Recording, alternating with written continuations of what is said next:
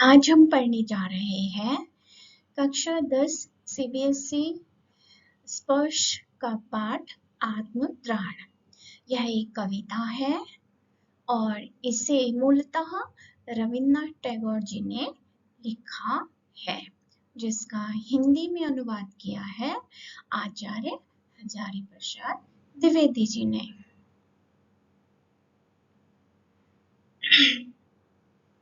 रविन्द्रनाथ टैगोर बच्चों हमारे देश के सुप्रसिद्ध चित्रकार, नाटककार, कवि हुए हैं। हिंदी को उनकी अमूल्य देन है, हिंदी और बांग्ला भाषा को, और उनकी रचनाओं के लिए उन्हें नोबेल पुरस्कार भी प्राप्त हो चुका है। आप बता सकते हैं कि सर्वशक्तिमान ईश्वर मनुष्य की कल्पना है या सच्चाई? आप क्या सोचते हैं, ईश्वर है भी या नहीं, केवल मनुष्य ने कल्पना कर ली है? आपने देखा होगा कि ईश्वर के कई रूप हैं, मंदिर, गिरजा, चर्च, गुरुद्वारा। विभिन्न रूपों में हम उसे मानते हैं और पूजते हैं। कोई साकार रूप में, कोई निराकार रूप में, कोई गणेश जी की वंदना कर रहा है, कोई शिव जी के स्तोत्र गा रहा है, कोई चर्च में अरदास कर रहा है। पूजा के, प्रार्थना के, ईश्वर के अनेक रूप हैं। जिस रूप में हमने मान लिया वही ठीक है। वास्तव में सांसारिक मोहमाया में फंसा इंसान मुक्ति की कामना करता है, अपने वेलफेयर के लिए कामना करता है। वह कई बार जब कठिनाई में पड़ जाता है तो मित्रों से, रिश्तेदारों से, अपने आसपास के लोगों से सहायता की मांग करता है, और जब निराश्रित हो जाता है तब वह ईश्वर की ओर तकता है कि शायद ईश्वर उसकी ओर हाथ बढ़ाएंगे और उसे मुसीबत से छुटकारा दिला देंगे। हमें प्रार्थना करनी भी चाहिए। पर रविन्द्रनाथ टैगोर इस कविता के माध्यम से हमें बता रहे हैं कि वास्तव में प्रार्थना हम कैसे करें। सामान्य प्रार्थना कविताओं में मनुष्य अपनी रक्षा के लिए तथा सुख समृद्धि के लिए ईश्वर से प्रार्थना करता है, किंतु यह प्रार्थना आत्मत्राण अन्य प्रार्थनाओं से बिल्कुल भिन्न है, यानी अलग है। क्यों अलग है? क्योंकि इसमें कवि ईश्वर की सहायता नहीं चाहता, बल्कि वह तो बस इतना चाहता है कि अपनी रक्षा वह खुद कर सके, यानी कि अपनी रक्षा स्वयं करने की शक्ति ईश्वर से वह मांगता है। आत्मत्राण यानी कि अपनी आत्मा का कल्याण, स्वयं की भलाई, स्वयं का कल्याण, जिसे रविन्द्रनाथ टैगोर जी ने लिखा है। बांग्ला भाषा में मूल रचना है यह है, और जिसका हिंदी में अनुवाद किया है आचार्य हजारी प्रसाद द्विवेदी ने, जो हिंदी के ये भी सुप्रसिद्ध कवि और लेखक हुए हैं। रविन्द्रनाथ ठाकुर जी के बारे में आइए कुछ जान लीजिए। इनका जन्म 1861 में हुआ था और मृत्यु सन 1941 में हुई थी। खास बात यह है इनके जीवन के बारे में, बच्चों की इनकी शिक्षा दीक्षा ज्यादातर घर पर ही हुई। घर पर इन्होंने स्वाध्याय यानी कि स्वयं से पढ़ाई लिखाई करके ज्ञान अर्जित किया। बंगाल का इनका जो परिवार था बहुत ही बेहद संपन्न परिवार से थे। ये चांदी की चम्मच लेकर पैदा हुए थे। इनकी जो रुचि थी वो चित्रकला, संगीत, भाव नृत्य और प्रकृति से लगाव में थी। नेचर के सानिध्य में ये रहे और उसी से प्रेरित होकर यह चित्रकारी भी करते थे और अभिनय भी किया इन्होंने अपने नाटकों में जो इन्होंने लिखे। इन्होंने जो एक विशेष काम किया शिक्षा के क्षेत्र में, कला के क्षेत्र में, वह है शांति निकेतन में स्थित विश्व भारती विश्वविद्यालय, जो कि एक शैक्षिक और सांस्कृतिक प्रसिद्ध संस्था है, विश्व प्रसिद्ध संस्था है, न केवल भारत में। इनकी जो प्रसिद्ध रचनाएं हैं, लोक संस्कृति का स्वर प्रमुख रूप से जिसमें उभरा है वो है गीतांजलि, जिसके लिए इन्हें नोबेल पुरस्कार मिला। नैवेद्य, पूर्वी, बलाका, क्षणिका, चित्र और सांध्य गीत, काबलीवाला, गोरा, घेरे बायरे उपन्यास इनकी आदि रचनाएं भी हैं। अब पाठ प्रवेश देखिए कि तैरना सीखने वाले को पानी में कोई उतार तो सकता है, उसके आसपास बना भी रह सकता है, मगर तालाब में तो उसे खुद ही उतरना पड़ेगा। लहरों का सामना खुद करना पड़ेगा, हाथ पैर खुद चलाने पड़ेंगे। जब तक तैरने वाला खुद नहीं चाहेगा, खुद हाथ पैर नहीं चलाता है, तब तक वह कैसे तैराक बनेगा। परीक्षा देने जाते समय बड़ों से आशीर्वाद की कामना तो करता ही है और बड़े आशीर्वाद देते भी हैं, लेकिन परीक्षा वो तो उसे स्वयं ही देनी पड़ती है। यानी अपने हिस्से का आकाश हमें स्वयं ही खोजना पड़ता है। और सफलता के लिए हमें हाथ पांव खुद ही मारने पड़ते हैं। जब दो पहलवान कुश्ती लड़ते हैं तब उनका उत्साह तो सभी दर्शक बढ़ाते हैं, है ना। इससे उनका मनोबल बढ़ता है, मन की शक्ति। मगर कुश्ती तो उन्हें खुद ही लड़नी पड़ती है ना। तो आइए देखते हैं इस कविता का मूल भाग क्या है, सेंट्रलाइजेशन ऑफ द पोयम।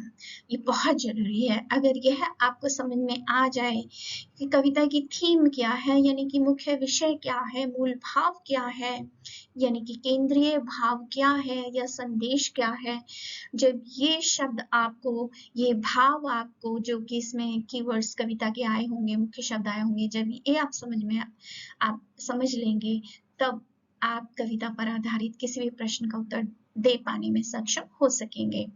तो प्रस्तुत पाठ में यह कविता में कवि गुरु रविन्द्रनाथ ठाकुर जी मानते हैं कि प्रभु में सब कुछ कर देने की संभावना है, शक्ति होती है, फिर भी वह कतई यह नहीं चाहता कि वही सब कुछ कर दे। कवि कामना करता है कि किसी भी आपद विपद में, यानी कि किसी भी मुश्किल घड़ी में, किसी भी द्वंद्व में सफल होने के लिए संघर्ष वह स्वयं करे, प्रभु को कुछ ना करना पड़े। फिर आखिर वह अपने प्रभु से चाहते क्या है? हर संकट का सामना करने की हिम्मत बस उनमें बनी रहे, वह ईश्वर से यही चाहते हैं। रविन्द्रनाथ ठाकुर की प्रस्तुत कविता आत्मत्राण का बंगला से हिंदी अनुवाद श्रद्धेय आचार्य हजारी प्रसाद द्विवेदी जी ने किया है। द्विवेदी जी का हिंदी साहित्य को समृद्ध करने में अपूर्व योगदान रहा है।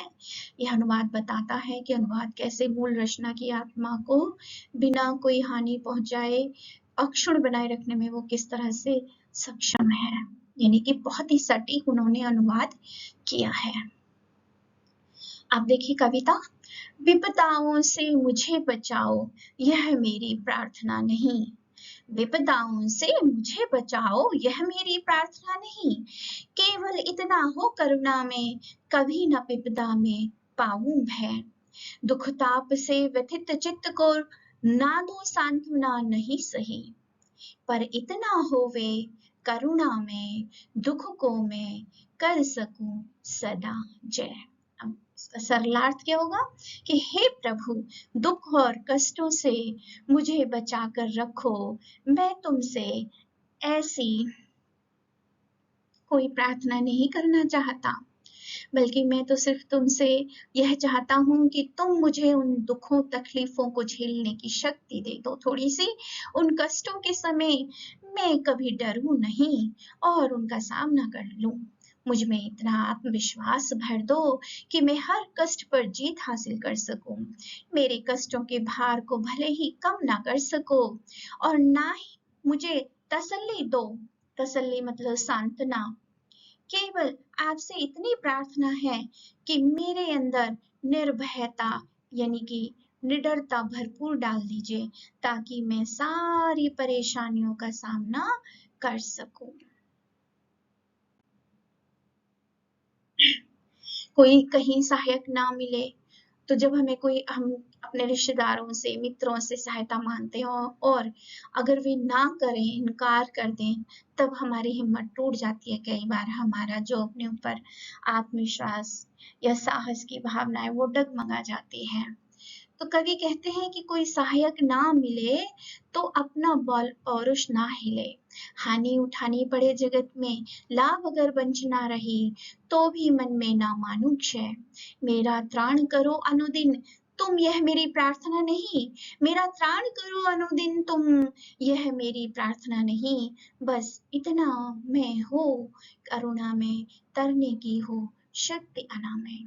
अर्थात कि कष्ट मुसीबत में कोई सहायक ना मिलने पर भी मेरी शक्ति कमजोर ना पड़े, लाभ के बदले हानि उठानी पड़े तो भी मैं हार ना मानूं। मेरी रक्षा करो, ऐसी मेरी प्रार्थना नहीं है आपसे। बस इतनी शक्ति मेरे अंदर दे दो, इतनी शक्ति आ जाए कि मैं इस दुख रूपी सागर को तैर कर स्वयं से पार कर सकूं। मेरा भार अगर लघु करके ना दो सांत्वना, सांत्वना कहते हैं तसल्ली, हिम्मत बंधाए रखना, नहीं सही केवल इतना रखना अनुनय, वहन कर सकूं, वहन कर सकूं इसको निर्भय। नतशिर होकर सुख के दिन में, तब मुख पहचानूं छिन छिन में। अर्थात क्या अर्थ हुआ इसका कि मेरा भार लघु करके ना दो सांत्वना, नहीं सही कि मेरे ऊपर जो बड़ी बड़ी जिम्मेदारियां हैं, मेरे सिर पर जो भार है, काम का बोझ है या अशक्ति है, अशक्तिकरण है, या मेरे अंदर साहस नहीं है, हिम्मत नहीं है, जिम्मेदारियों के भार से मैं डर गया हूँ, हिम्मत टूट रही है, तो ऐसे में आप बेशक मुझे तसल्ली ना दो, सांत्वना ना दो, लेकिन बस हे करुणा निधान, इतनी कृपा करना कि जीवन के दुख रूपी भार को अगर कम ना कर सको तो ना सही, मगर इतनी दया करना कि मैं निर्भय होकर इसे ढो सकूं। सुख के दिनों में मैं अहंकार ना करूं, बल्कि तुमको सदैव याद रख सकूं। कबीरदास जी ने भी कहा है ना, सुख में सुमिरन सब करें, दुख में करे ना कोई, जो सुख में सुमिरन करें, दुख काहे का होए। हमें ईश्वर को दुख और सुख हर परिस्थिति में स्मरण करते रहना चाहिए। प्रभु को ये ना लगे कि ये तो बड़ा मतलबी इंसान निकला। दुख रात्रि में करे वंचना मेरी, जिस दिन निखिल मही मतलब संपूर्ण संसार, और वंचना मतलब मेरी बुराई करे या मेरी हानि करे, उस दिन ऐसा हो करुणा में तुम पर करूं नहीं कुछ संशय। कि इसमें जो कीवर्ड्स आए हैं कविता के इस भाग में, वो है वंचना, फिर निखिल मही यानी कि संपूर्ण संसार, करुणा में यानी कि करुणा निधान, और संशय मतलब कोई भी शक ना करूं, डाउट ना करूं। कि अक्सर ऐसा होता है कि दुख में तो हम बहुत याद करते हैं बेताबी से, हर पल मदद मांगते हैं, लेकिन जब सुख आता है तो हम उस परमेश्वर को, दया निधान को भूल जाते हैं। तो उससे सजगता देते हुए कवि कह रहे हैं कि सुख के दिनों में भी मैं आपको एक क्षण के लिए भी ना भूलूं, अर्थात हर क्षण आपको याद करता रहूं। दुख से भरी रात में भी अगर कोई मेरी मदद ना करे, तो भी मेरे प्रभु मेरे मन में आपके प्रति कोई संदेह उत्पन्न ना हो। बस इतनी कृपा कर देना, इतनी शक्ति मुझे दे देना। ये कविता है जो सीबीएसई के पाठ्यक्रम में आपकी पुस्तक में स्पर्श भाग 2 में आई है।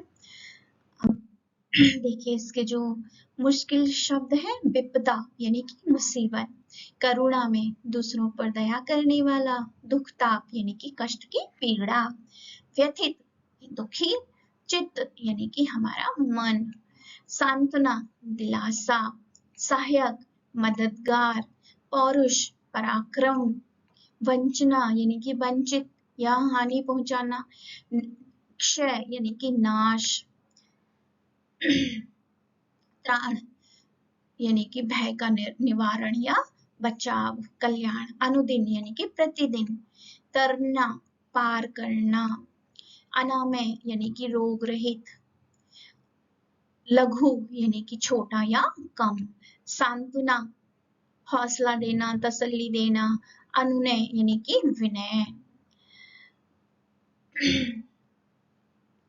सामना करना। फिर आगे देखिए निर्भय बिना डर के, वहन करना यानी कि सामना करना, निर्भय बिना डर के, नतशिर सिर झुकाकर, दुख रात्रि दुख से भरी रात, निखिल मही संपूर्ण, और संशय यानी कि संदेह, और मही कहते हैं धरती, यह संसार।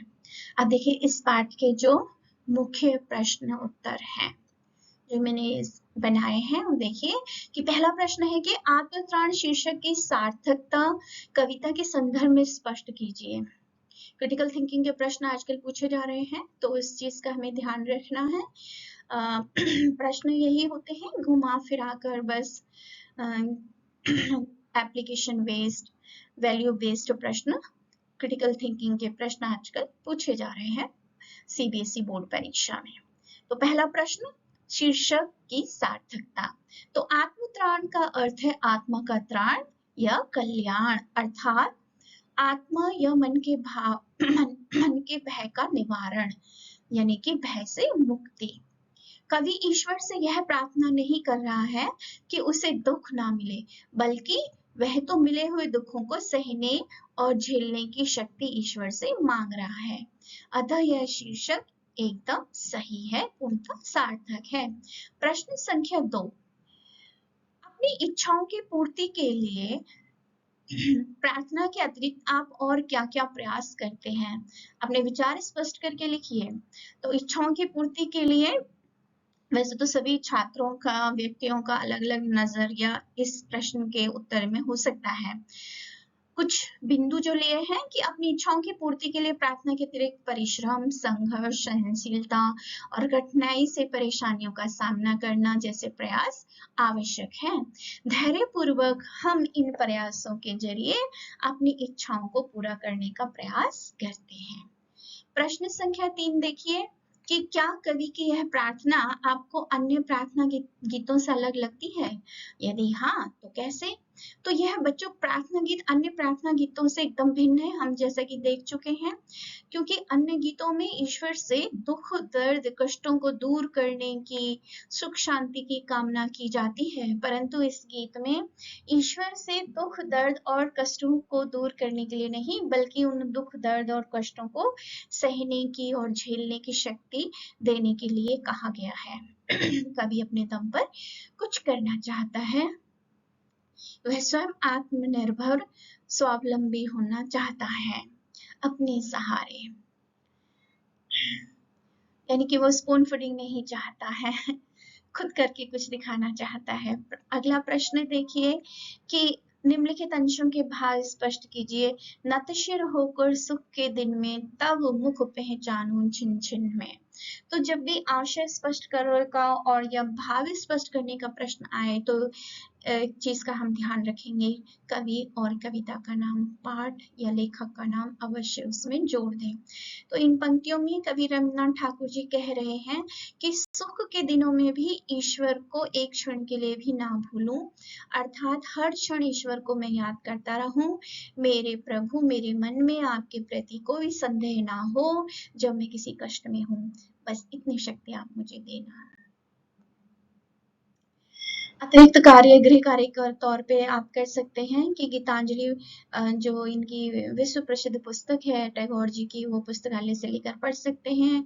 आपके लाइब्रेरी में अवश्य होगी। विश्व भारती विश्वविद्यालय तथा शांति निकेतन के बारे में जानकारी एकत्र करिए, और जब आप खाली हो, आपके पास अतिरिक्त समय हो, तो रविंद्र संगीत सुनना ना भूलें, मन को असीम शांति प्राप्त होगी। धन्यवाद।